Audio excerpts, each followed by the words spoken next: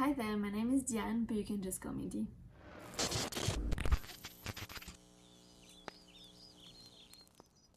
So in today's video, I'm decided to combine two very popular videos on BookTube and do my TBR and my wrap-up in one video that I will upload at the end of each month, or will try to do so. It's just because I don't read that much, so it's not really interesting to just post a TBR that has 4 books, and I think combining them makes more sense, and I think that it's more fun that way for me. Alright, and the first book I want to pick up is Siege and Storm by Leigh Bardugo. I've already started it. I'm at 152 pages, so not quite halfway through. This is the second book in the Shadow and Bone trilogy, and I actually want to read all the Grishaverse books that there is because there is an upcoming TV show and I would like to make sure I don't get spoiled. And I'm actually interested in watching this fantastical TV show. I have to say that in the past few decades I haven't really been loving that genre in TV shows, so I'm quite excited. I have to say this isn't the greatest book series that I've read. It's definitely very tropey. It was written in 2012. So far hasn't been really anything amazing, but because there are so many books, I think it's kind of cool that it feels like it's more than just, you know, you get more world, and I think that's kind of a cool concept, but it's also not too many books, and I feel like I'm able to catch up on this. The second book I want to read is Red Rising by Pierce Brown. At first I wasn't really interested in picking up this book because I thought it was a YA sci-fi, but I've heard now that it has a lot of fantastical elements to it. That's something I'm intrigued in exploring and to see if it's something that I will enjoy more than just reading a typical sci-fi, because I've read quite a few classic sci-fi recently and it's not really a genre that I enjoy, but I've heard a lot of good things about this. I've heard that it's really packed with action, and G from Book Roast on BookTube has loved and raved about this book, so I really want to give it a go. So the next book I want to pick up is a song of Wraiths and Rune by Roseanne A.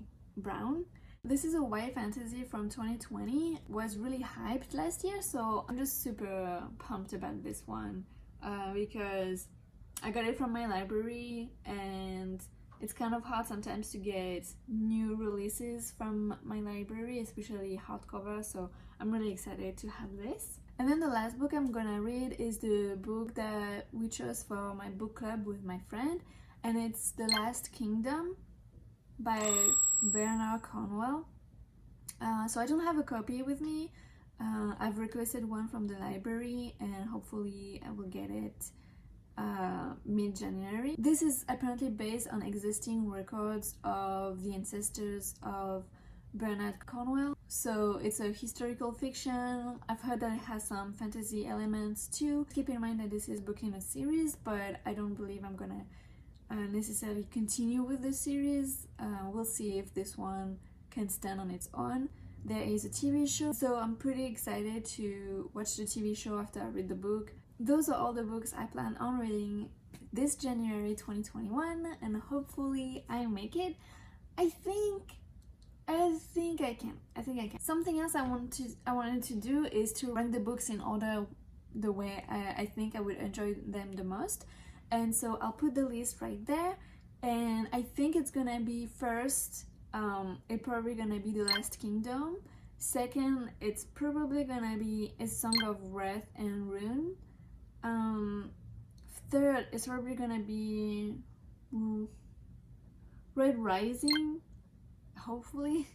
And then third is probably gonna be Siege and Storm, because like I said, it's not really a series I'm loving. Today is Monday 11th, and I finished Siege and Storm by Leigh Bardugo over the weekend. I did not like the main relationship in this book. I was excited to see where it would go from the last book.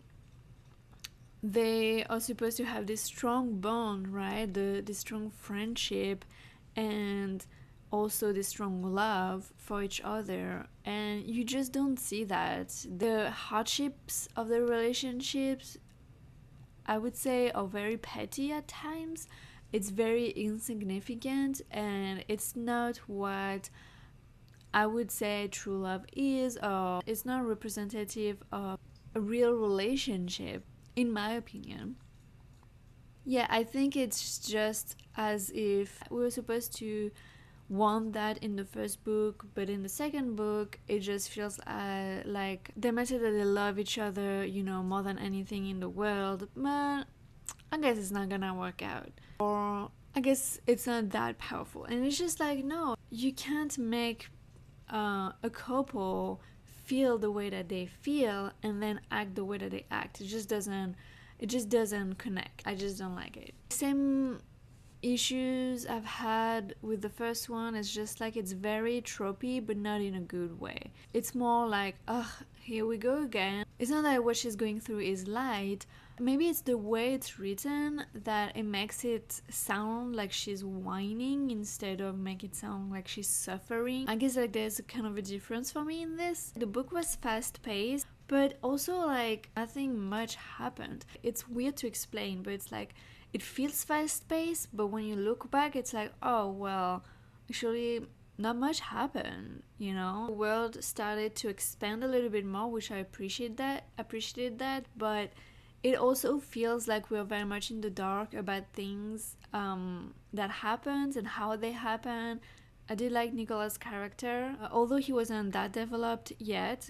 I'm just excited to read more about him, and then hopefully, you know, like have more in-depth character development with him, because I think he's very interesting. But yeah, I'm just a little bit disappointed because although I'm not expecting much from those books, I'm weirdly disappointed by it. I liked it less than, excuse me, I actually liked it less than the first one, so right now it sits at 2 stars for me. That's about it for this update.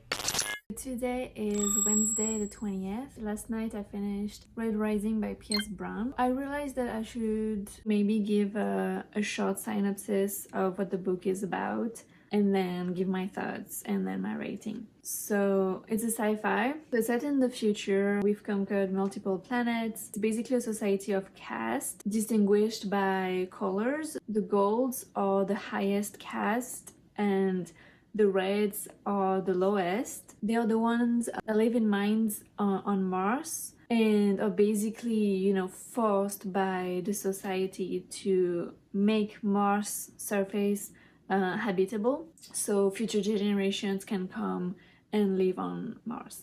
And so something happens. The main character, Darrow, decides to infiltrate the Institute, which is the place where golds are formed, basically. It's a school for golds. So I was told this had some fantasy elements to it.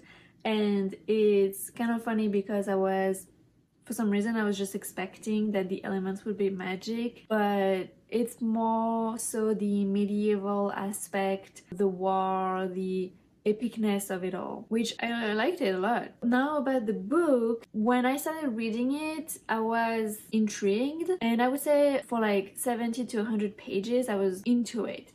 Then when Darrow gets into the Institute, I was kind of bored, I'm not gonna lie. I guess the pace slowed down quite a bit, and it's something that I've seen happen in many books, is that the middle part is always lacking or lackluster. Since it's the first book of the series, then I guess I can excuse this.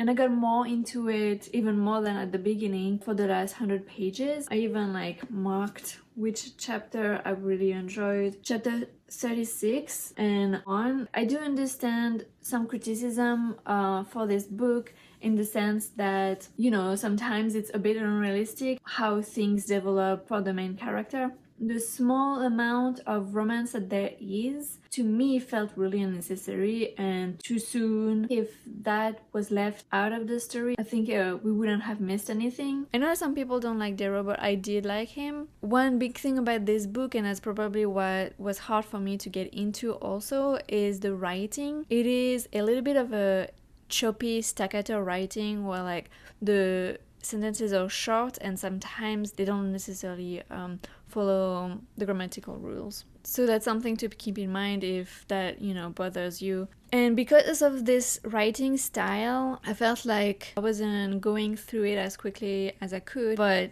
it's okay. I got used to it. I think it's not so bad of a writing that I can't get through the book. I did like how the world building was more shown to us. I did feel more immersed in it rather than having this whole exposition about what the world is and like how things work.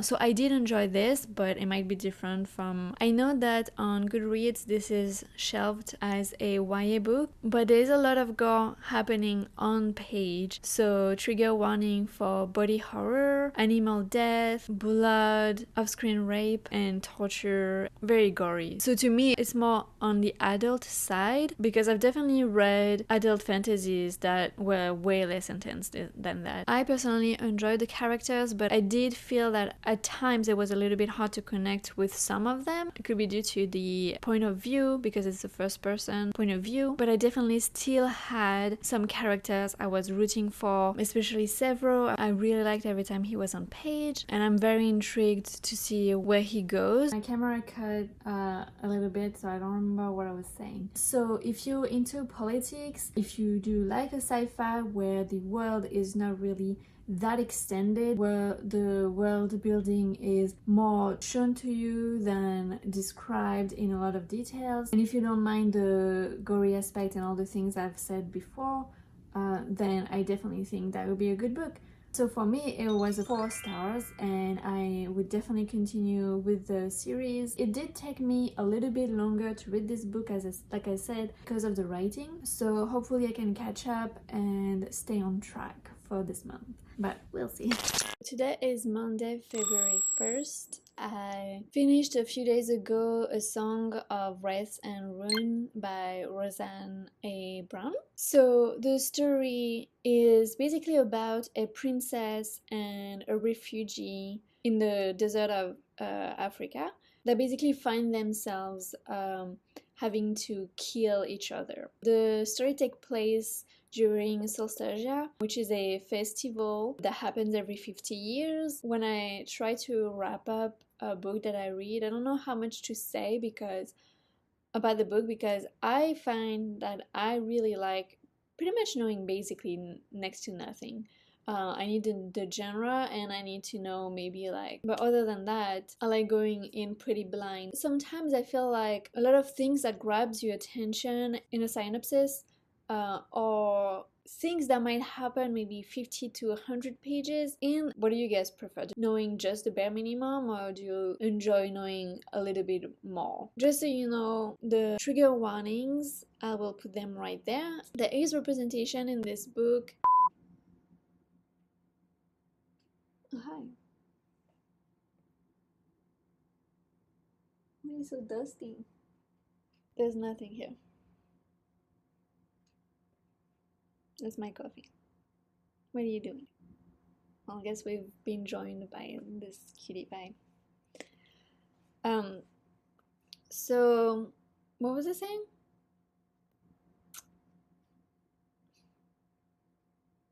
So, excuse me? I mean, if you want to participate, sure. Do you have something to add? Anxiety and panic attack. I liked that there was, representation, especially in a male protagonist, and I'm not sure if I liked how the migraine was handled at the end. So this book is inspired by West African folklore, which is ultimately what I loved about this book. Really, the storytelling, the setting, the festival, the food that was mentioned, the clothing, all this to me was like superbly done. The culture is not necessarily explained to you, but you can Google. It's very nice and refreshing, very true to whatever it was inspired by. I wouldn't say that it goes into too much details. Every detail that it goes into is really utilized here. The festival and the tournament sort of trope I really enjoy reading about, although I have to say that the tasks in the tournament could have been a little bit more difficult. It didn't feel as big of a deal as it actually was in the story. The West African folklore was really cool to get to explore. I found the pace to be a little bit slower than I felt like it needed to be, because this book was just spread over 1 week, so it felt really slow at times, kind of like as if we were just waiting for the story to move along. Also, I found that with the motives of killing each other, I found that Karina, her motives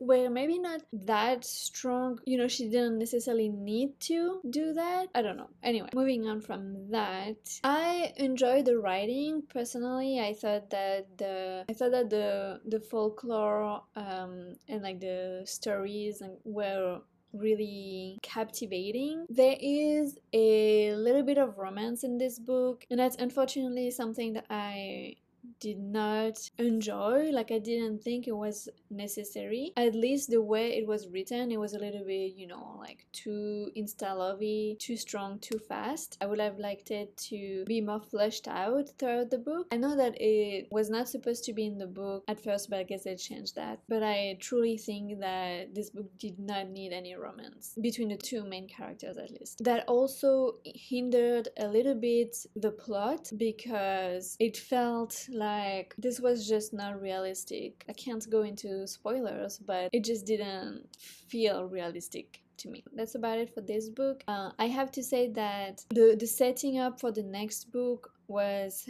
phenomenal, and I just cannot wait to pick it up and see where it goes. So it was kind of hard for me to rate this book, to be honest, because I definitely liked it, I definitely enjoyed it, but I didn't really loved it. I rated it 3.5 stars, and I rounded up to 4 on Goodreads. I think it's an important story, and I think it definitely would please many other readers. I was supposed to be reading The Last Kingdom, but my library took its sweet time to get it to me. That never happened before. I had it on soon available for over 2 weeks. I wasn't able to get it yet, but I should be getting it later this week. I have started reading it through my library app on ebook. I'm about 10% in, but I really want to read it physically. I'll do it more justice if I read it physically, so I'll wait until I can get it. I won't have my review